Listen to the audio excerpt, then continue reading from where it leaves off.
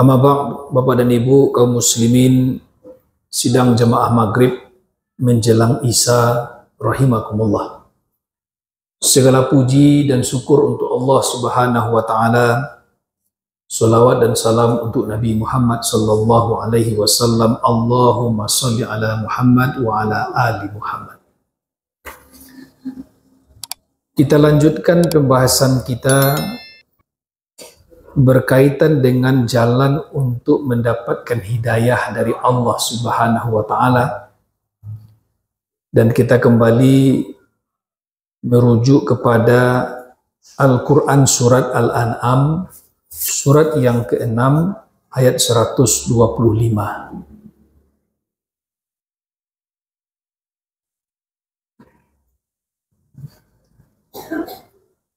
A'udzu billahi minasyaitonir rajim. Bismillahirrahmanirrahim. Faman yuridillahu ayyahdiyahu yasrah sadrahu lil Islam. Barang siapa yang Allah menghendaki akan memberikan kepadanya petunjuk, niscaya Allah melapangkan dadanya untuk Islam. Wa may yurid ayyudillahu yaj'al sadrahu dayyiqan harajan. Dan barang siapa yang dikehendaki Allah kesesatan baginya, maka Allah akan menjadikan dadanya sesak lagi sempit. Ka'annama yas'adu fis sama'i, seolah-olah ia sedang mendaki ke langit. Kadzalika yaj'alullahu rijsa 'alal ladzina la yu'minun. Begitulah Allah menimpakan siksaan kepada orang-orang yang tidak beriman. Shadaqallahul azim. Allahumma arhamna bil Quran, surat Al-An'am ayat 125. Bapak dan Ibu kaum muslimin yang dirahmati Allah, 2 pekan yang lalu kita telah membahas bahwa Allah memberikan petunjuk kepada hambanya itu setelah hambanya itu dituntun ke arah petunjuk itu.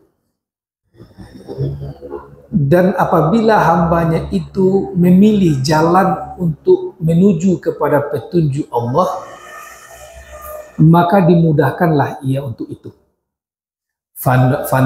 Fasanuyassiruhu lil yusra. Tetapi bila hambanya itu ketika telah disampaikan kepadanya jalan untuk menuju petunjuk Allah, namun ia memilih jalan kesesatan, fasanuyassiruhu lil usra, maka Allah pun akan berikan kemudahan baginya untuk menempuh jalan itu. Hanya saja hambanya itu diberikan ganjaran. Orang yang menempuh jalan petunjuk dilapangkan hatinya, tetapi mereka yang menempuh jalan sesat maka disempitkan hatinya oleh Allah Subhanahu wa taala. Jadi 2 pekan yang lalu telah kita dudukkan tentang penjelasan bagaimana Allah memberikan petunjuk dan bagaimana pula Allah tetapkan kesesatan pada seseorang itu.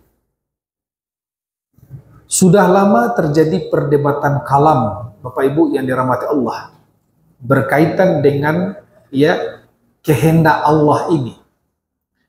Ada paham yang memahami bahwa manusia ini tidak bisa berbuat apa-apa. Semuanya sudah ditentukan oleh Allah. Tidak ada pengaruh perbuatannya. Kalau Allah berkehendak baik, baiklah dia. Kalau Allah berkehendak buruk, buruklah dia. Maka diumpamakan manusia ini seperti wayang. Ada yang mengaturnya sebagai dalang. Nah, paham ini kemudian lebih cenderung kepada kepasrahan, sehingga malas dia untuk berusaha. Yang kemudian dinamakan oleh orang di kemudian hari dengan paham Jabariyah. Tetapi di sisi yang lain, ya, ada juga yang berpaham bahwa manusialah yang menentukan segala sesuatu yang ingin dia pilih. Tuhan tidak campur tangan. Maka ketika manusia telah diciptakan, ya sudah atur saja dirinya. Sehingga paham ini sangat ekstrim juga, bahwa yang menentukan segala sesuatu kejadian terhadap diri kita ini adalah kita sendiri. Dan Tuhan, Allah hanya menciptakan saja. Kelompok ini kemudian disebut atau diberi tanda nama dengan kelompok Qadariyah. Nah, yang satu ekstrim kiri, yang satu ekstrim kanan istilahnya Pak Ibu. Tetapi di mana posisi kita di antara dua paham itu? Nah, inilah kemudian ulama, ya, terutama kalau dipelajari, dan juga ulama-ulama yang telah menyelidiki Bapak Ibu yang dirahmati Allah, ya, Imam Asy-Syafi'i lebih cenderung kepada berada pada posisi di tengah. Sehingga yang disebut dengan pemahaman wasatiyah, atau juga kemudian dikenal dengan Ahlus Sunnah.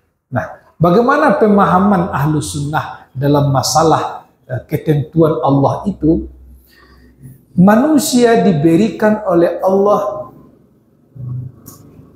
kesempatan untuk berikhtiar, diberikan akal, diberikan rasa keimanan, disampaikan berita wahyu kepadanya melalui para nabi dan rasul, melalui kalam para ulama, berdasarkan dari hadis-hadis nabi dan rasul dalam menjelaskan ayat-ayat Allah.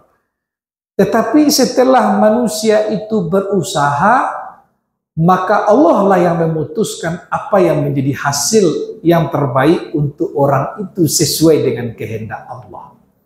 Nah, kita berada pada posisi itulah kita ambil. Sehingga ayat tadi itu dapat kita jelaskan, "Famay yuridillahu ayyahdiyahu yasrah sadrahu lil Islam."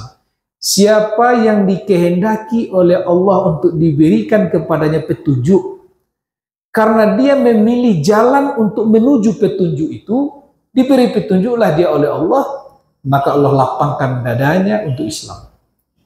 Tapi siapa yang menempuh jalan kesesatan, maka Allah sesatkan ia, maka Allah sempitkan dadanya, ka'annama yas'adu fis sama, seperti orang yang mendaki langit begitu sesak dada. Nah, kita telah membahas Bapak Ibu yang dirahmati Allah, bagaimana Allah Subhanahu wa taala melapangkan dada hambanya yang diberi petunjuk itu dengan cara diberikan nikmat kepada hambanya itu dengan sifat-sifat yang dengan sifat itu lapang dadanya. Apa itu? Ikhlas, kemudian ridho dan qanaah, sudah kita bahas, kemudian bersyukur, kemudian bertawakal, sabar. Keenam sifat itu ada di dalam hati orang-orang yang diberikan petunjuk oleh Allah sehingga dadanya menjadi lapang. Tetapi apabila hambanya itu disesatkan karena dia yang memilih jalan sesat, disempitkan hatinya dengan susah dia untuk ikhlas, kemudian tidak pernah merasa cukup dengan nikmat Allah sehingga dia berburuk sangka kepada Allah, dia tidak ridho dengan apa yang diputuskan Allah untuknya, dia tidak pandai bersyukur, kalaupun diberikan oleh Allah nikmat dia malah merasa sombong, sehingga dia tidak bertawakal, dan pada suatu waktu ketika dia diuji dia tidak bisa bersabar. Nah, akhirnya dada mereka menjadi sempit. Nah, terakhir tentang syukur telah kita bahas Bapak Ibu yang dirahmati Allah, ya. Syukur tingkat yang tertinggi itu sedikit dari hamba-hamba Allah yang sampai ke sana. Wa qalilun min ibadiyas syakur. Sedikit sekali dari hamba-hambaku itu yang bersyukur. Nah, kalau syukur itu tiga tingkatannya, para ulama membagi tiga. Yang pertama itu disebut dengan tahmid, bersyukur dengan lisan. Wa qulil hamdulillah, surat Al-Isra ayat 111. Itu dengan lisan, alhamdulillah, alhamdulillah. Yang kedua bersyukur dengan hati, ya.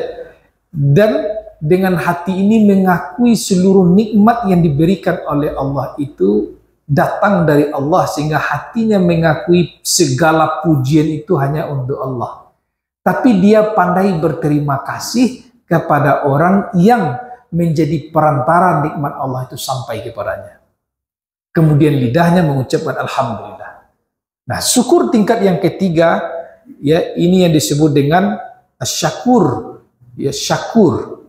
Ulama menyebutkan orang yang sudah sampai kepada tingkat yang ketiga inilah yang diberikan oleh Allah dada yang lapang, seluas bagaikan samudra, sehingga air lawi yang laweh dan gadang itu, Bapak Ibu, kalau masuk bangkai ke dalamnya tidak pengaruh air laut itu, dia luas. Tapi kalau kolam kecil, perumpamaan orang yang berhati sempit, masuk bangkai ke dalamnya, ya berpengaruh airnya. Artinya apa? Orang yang berhati lapang itu, dia tidak terpengaruh dengan remeh-temeh dan tetek bengek kehidupan dunia ini. Itulah nikmat Allah. Nah, jadi orang kalau sudah sampai kepada tingkat syakur, maka dia selalu melihat yang baik dari setiap apa yang diberikan oleh Allah kepadanya. Jadi dia tidak bersyukur saja dalam masalah kenikmatan, tapi saat nikmat itu pun diambil dari Allah darinya sehingga dia kehilangan, dia tetap bersyukur dengan cara bersabar, karena dia yakin semua nikmat yang diberikan itu suatu waktu nanti akan diambil kembali. Tingkatan orang yang seperti ini, ulama mengelompokkan tingkatan yang ketiga.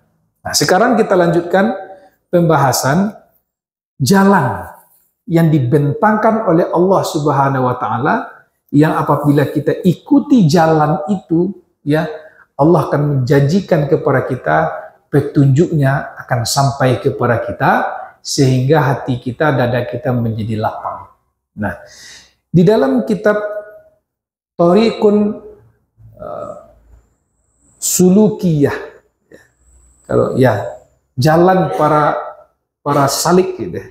Beliau mengatakan, penulisnya itu, Bapak Ibu, jalan pintu gerbang utama sekali Allah akan berikan hidayahnya kepada kita itu namanya taubat. Bertaubat, Bapak Ibu yang dirahmati Allah. Wa may yu'min billahi wa ya'mal salihan yukaffir anhu sayyiatihi. Surat At-Taghabun ayat 9. Siapa yang beriman kepada Allah dan beramal soleh, Allah akan tutupi kesalahan-kesalahannya, sehingga nampak olehnya jalan yang terang menuju hidayah Allah Subhanahu wa taala.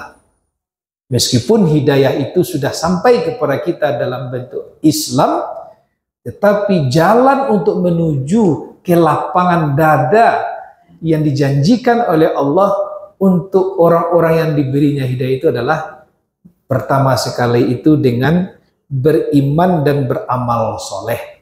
Di dalam tafsir dijelaskan makna ya'mal solihan itu, di antara maknanya itu adalah bertobat.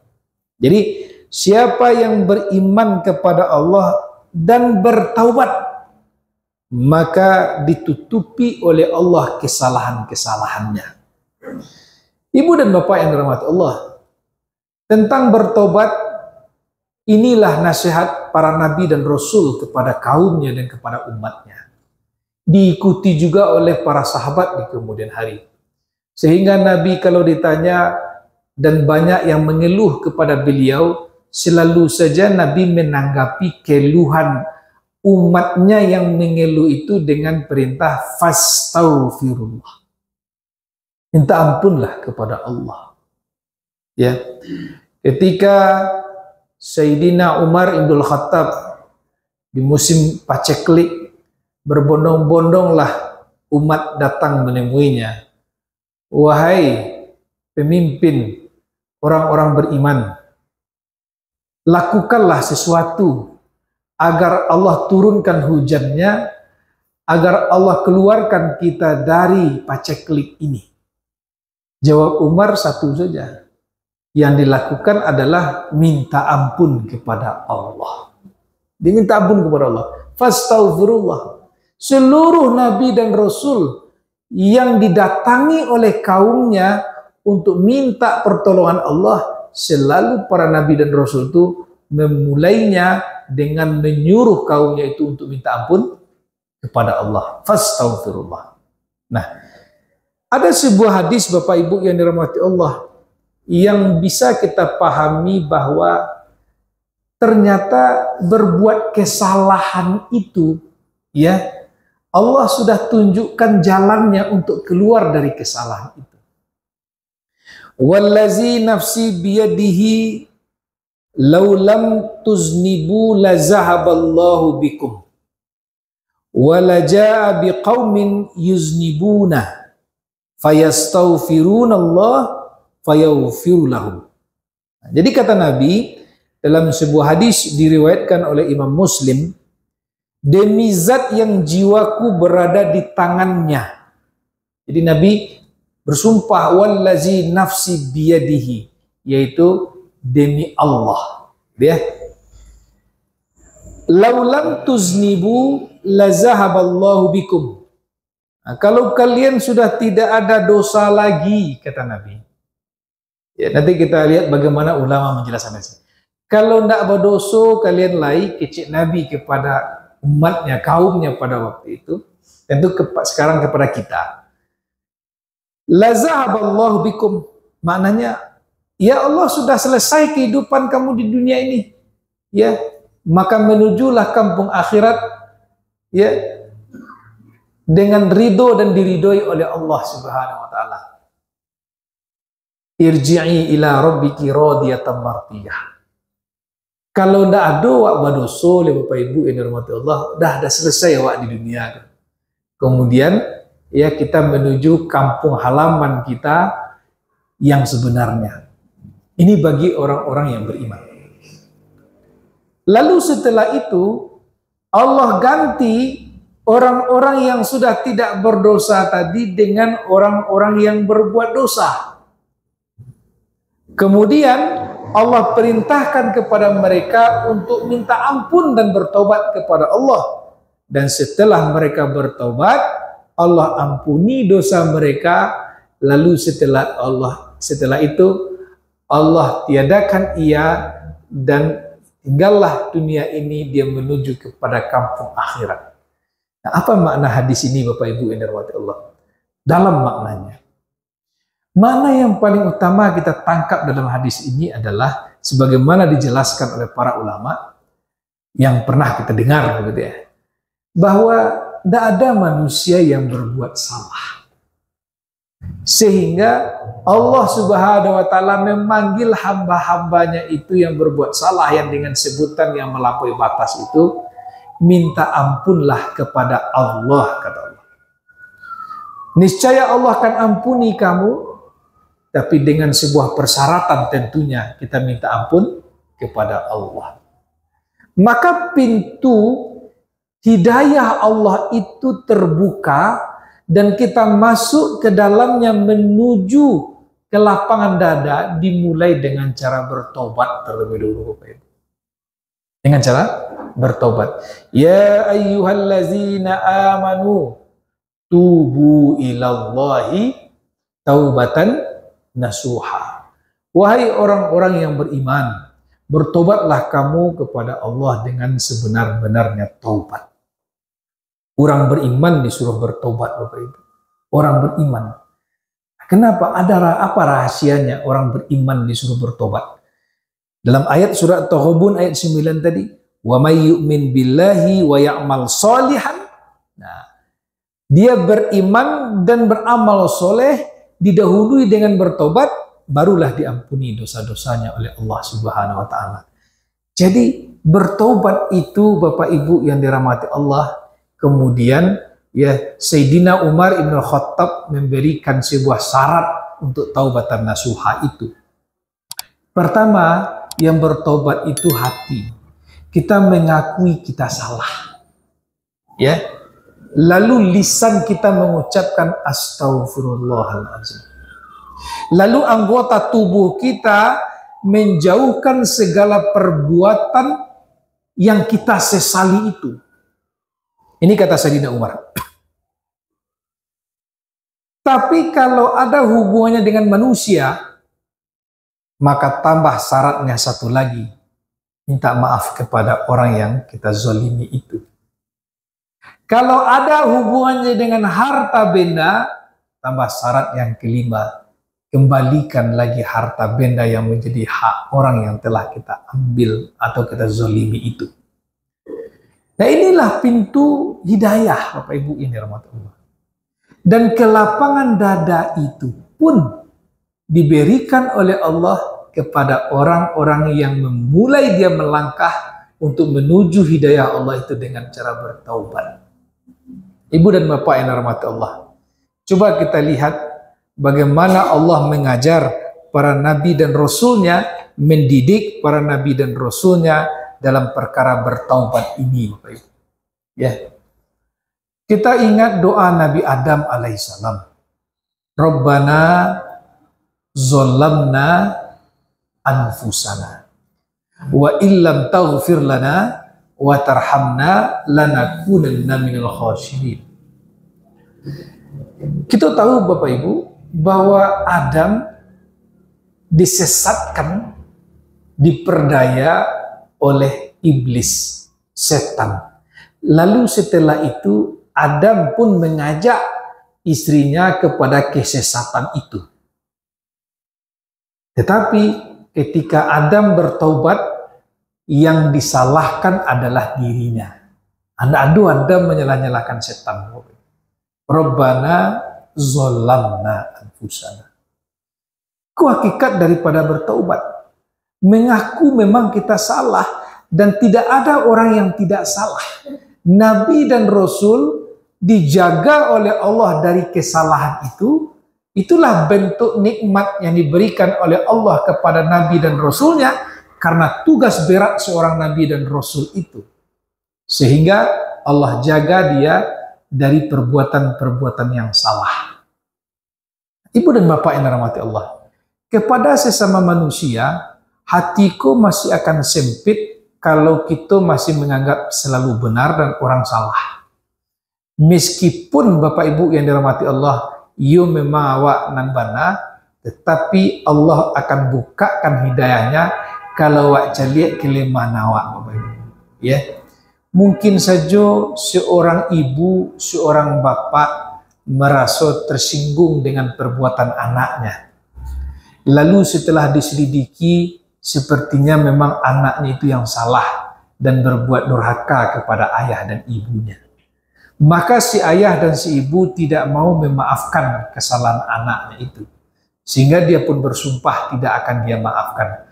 Selama dia tetap berpegang dan berprinsip untuk tidak memaafkan, selama itu pula Allah tutup pintu hidayah untuknya.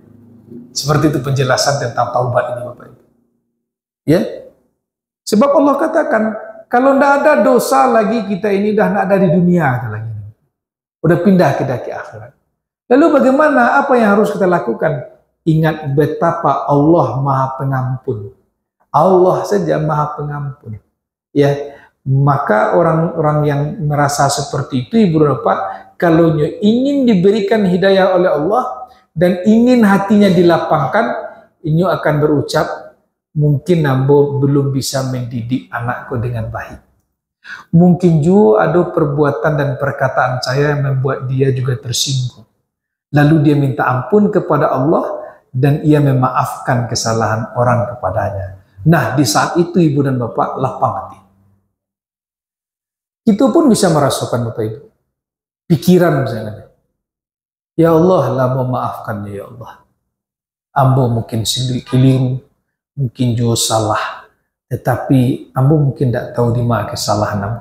Tapi nyalah memaafkan ya Allah. Saat itu juga, tatkala ketika kita ikhlas berdoa dan mengungkapkan itu, saat itu juga pikiran dan hati kita dilapangkan oleh Allah. Perkara dia memaafkan atau tidak, itu tergantung kita juga. Ya kan ada yang bertanya, awalnya minta maaf, tapi tidaknya maafkan. Itu tidak urusan kita. Perkara dia maafkan atau tidak, yang jelas kita telah memberikan dan meminta dia kepadanya maaf, dan juga telah memberi dia maaf, saat itu juga Allah lapangkan dada kita. Jadi hidayah terlebih dahulu, setelah itu Allah lapangkan dada. Nah, pintu untuk masuk ke dalam hidayah itu diawali dengan bertaubat. Hakikat daripada bertaubat itu mengakui kita tidak sempurna. Mengakui. Ibu dan bapak rahmat Allah. Nabi Yunus alaihissalam ketika berada di dalam perut ikan, ya, sehingga beliau minta dikeluarkan oleh Allah dari perut ikan dan berjanji untuk kembali lagi kepada kaumnya. Ambo kembali ke kaum ambo balik, ya Allah. Ambo memang tidak sabar, ya. Kalau engkau tidak keluarkan aku dari perut ikan ini, dari dalam perut ikan ini, siapa lagi yang menyampaikan ayat-ayat engkau kepada kaumku? Ada riwayat menyebutkan, menjelaskan seperti itulah permohonan. Tetapi Nabi Yunus alaihissalam tetap saja di dalam perut ikan. Apa sebab? Kalau itu yang diminta oleh Nabi Yunus, Bapak Ibu, mudah bagi Allah mengganti para nabi dan rasul dengan yang lain. Ya. Tetapi ikan itu merasa panas, seperti terbakar perutnya, sehingga dia memuntahkan isi perutnya itu, ikan yang besar. Setelah Nabi Yunus alaihissalam membaca sebuah doa yang sangat terkenal, sehingga doanya itu didengar oleh makhluk yang ada di bumi dan di dasar laut, dan makhluk Allah yang ada di langit, para malaikat. Itu adalah ya doa daripada kaumku, dari umat, dari hambaku bernama Yunus Zunnun. Doanya Bapak Ibu, la ilaha illa anta subhanaka inni kuntu minaz zalimin. Ulama mengatakan, Bapak Ibu, kalau wak berada terkurung dalam kesulitan hidup, banyak-banyaklah membaca doa itu. La ilaha illa anta subhanaka inni kuntu minaz zalimin. Tidak ada ilah, tidak ada yang disembah, tidak ada tempat meminta, tidak ada tempat bersandar, tidak ada tempat mengadu, tidak ada tempat yang memberikan ketenangan, tidak ada tempat kembali kecuali Engkau ya Allah, Maha Suci Engkau ya Allah. Lalu ditutup dengan, sungguh aku adalah orang yang telah berbuat kezoliman. Nah, yang di ujung ini yang taubat, Bapak Ibu. Kan taubat kan? Mengaku kita tidak sempurna, mengaku kita tidak selalu benar, mengaku kita tidak selalu ya berada di pihak yang benar, tapi awak keliru. Ya Allah, aku telah zalim. Nah, jadi Allah menunggu perkataan itu, Bapak Ibu. Nah, coba awak dalam kehidupan awak sehari-hari dengan keluarga, dengan anak, dengan menantu, dalam berdoa, ya Allah, mungkin ada sesuatu yang salah yang telah kulakukan. Engkau Maha tahu ya Allah. Ampuni dosaku, ampuni dosa anak-anakku dan keluargaku, jadikan hati kami hati yang lapang. Aku telah memaafkannya ya Allah, dan tergerakkan pula lah hatinya untuk memaafkanku. Dengan tulus ikhlas kita berdoa seperti itu dengan bahasa kita, saat itu juga Allah lapangkan dada kita. Cobalah latihan Bapak Ibu yang dirahmati Allah. Sebab yang memberatkan pundak kita, yang memberatkan pikiran kita, yang memberatkan dada kita, yang menyempitkan dada kita itu kan yang tadi, Bu. Awak selalu merasakan benar dan ini salah, lalu hatiku semakin sakit dan bersumpah tidak akan memaafkan. Selama itu juga Allah sempitkan hati kita.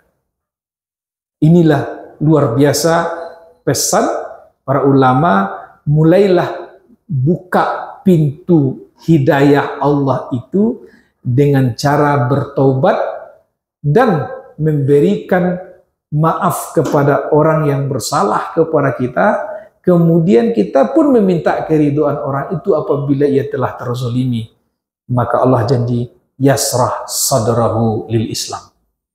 Allah lapangkan dadanya. Ibu dan bapak yang dirahmati Allah, innal hasanati yuzhibnas sayyi'at. Itu dalam sebuah ayat itu. Sesungguhnya perbuatan-perbuatan baik itu menghapus dosa perbuatan-perbuatan yang buruk. Maksud perbuatan-perbuatan baik di sini memang adalah bertobat. Setelah itu, turunan dari bertobat ini memaafkan. Sudah itu bersedekah. Setelah itu saling mendoakan. Maka disinilah Allah katakan seluruh perbuatan yang baik itu akan menghapus perbuatan yang buruk. Nah, ibu yang bapak yang dirahmati Allah.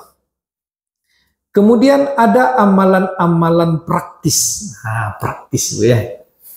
Penggugur dosa turunan dari perbuatan taubat tadi. Jadi setelah awak bertaubat, diharapkan pintu hidayah itu terbuka, ikuti taubat kita itu dengan amalan-amalan penggugur dosa.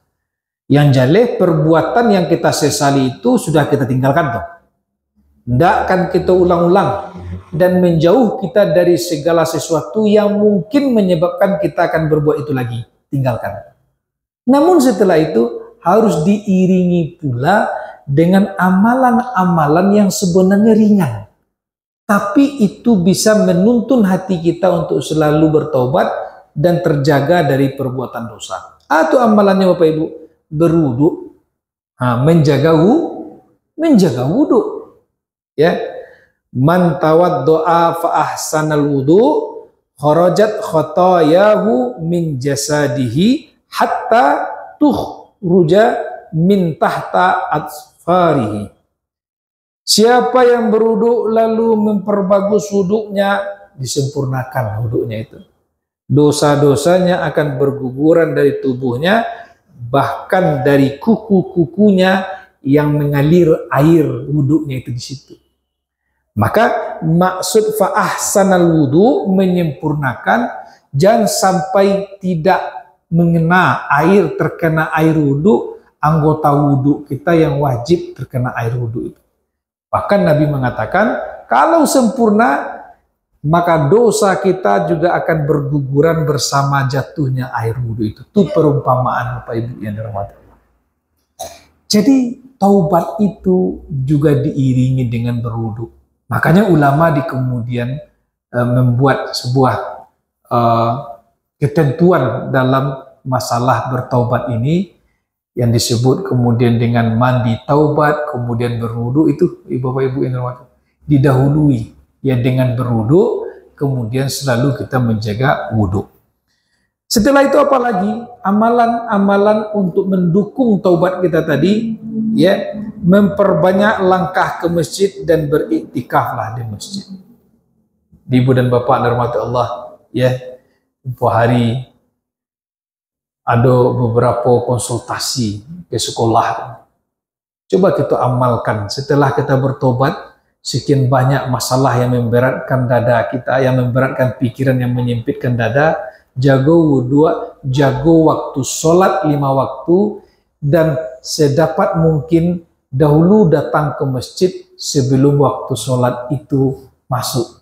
Dan supaya sempat kita beriktikaf, ya, menunggu waktu sholat. Ini ya amalan setelah kita bertaubat. Bapak Ibu yang dirahmati Allah. Maka Allah Subhanahu wa taala menyeru kepada hamba-hambanya yang berputus asa. Jangan kalian berputus asa dengan rahmatku. Kembalilah kepadaku. Inilah jalan-jalannya. Bertaubat hati, lisan, dan perbuatan. Meminta maaf dan memberi maaf. Kalau berkaitan dengan harta, kembalikan lagi harta itu dan bersihkan harta kita. Kemudian untuk menjagonya dimulai dengan menjaga wudhu dan perbanyaklah langkah ke masjid dan beriktikaflah di masjid. Kemudian amalan berikutnya, ya, sholat, Bapak Ibu ini Ramadan. Ya, menjaga sholat 5 waktu, ya, yang diwajibkan ditambah dengan sholat-sholat sunat. Bahkan Nabi mengatakan perumpamaan bagaimana orang yang menjaga sholat 5 waktu itu, yang sudah populer sekali hadisnya Bapak Ibu.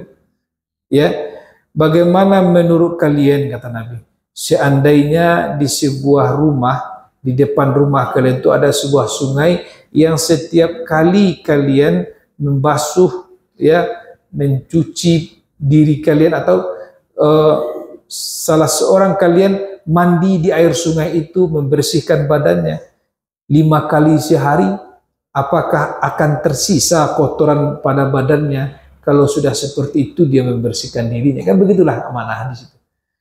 Jadi sholat 5 waktu itu pada hakikatnya amalan yang kita jadikan sebagai pengiring dari taubat tadi, Bapak Ibu. Sehingga Nabi mengatakan 5 kali sehari semalam membersihkan diri, Anda kawarasiah diri. Nah, makanya di dalam kita berwudu, di dalam kita sholat itu sebenarnya Bapak Ibu yang dirahmati Allah, yang kita bersihkan bukan saja lahir, tapi juga batin. Ya, sudah berwudu kita doa diajarkan Nabi, asyhadu an la ilaha illallah wa asyhadu anna Muhammadar Rasulullah. Allahumma ij'alni minat tawwabina waj'alni minal mutatahhirina. Minat tawwabina wa minal mutatahhirina. Satu bersih lahir, yang satu bersih batin. Tapi duluan yang bersih batin dengan bertaubat. Jadi pada hakikatnya orang berwudu itu adalah orang yang bertaubat. Yang dia bersihkan adalah batinnya, tetapi juga membersihkan lahirnya. Jadi lihat Bapak Ibu yang dirahmati Allah. Kalau kita tidak bertemu dengan air, lalu kita akan sholat, ya, kewajiban berwudu tidak gugur sebenarnya, tapi ada diganti dengan bertayamum. Nah, bertayamum itu diatur oleh para ulama dari hadis-hadis Nabi. Cara bertayamum itu adalah dengan debu yang bersih. Kira-kira debu yang bersih itu bisa juga tidak membersihkan kotoran di kulit kita? Tidak bisa. Ini menunjukkan bahwa bertayamum itu pada hakikatnya kita membersihkan batin kita. Nah, inilah Ibu dan Bapak yang dirahmati Allah. Ya, pintu hidayah dibukakan oleh Allah, lalu tempuhlah jalan menuju hidayah itu, dan setelah Allah berkehendak diberikan hidayah kepada hambanya itu, dilapangkan dadanya. Nah, jalan menuju hidayah itu adalah dengan bertaubat. Amalan pengiring dari taubat itu menjaga wudhu, banyaklah melangkah ke masjid, dan jagalah sholat 5 waktu. Itu sudah umum Bapak Ibu. Terkadang harus diulang-ulang lagi, kalau tidak lupa.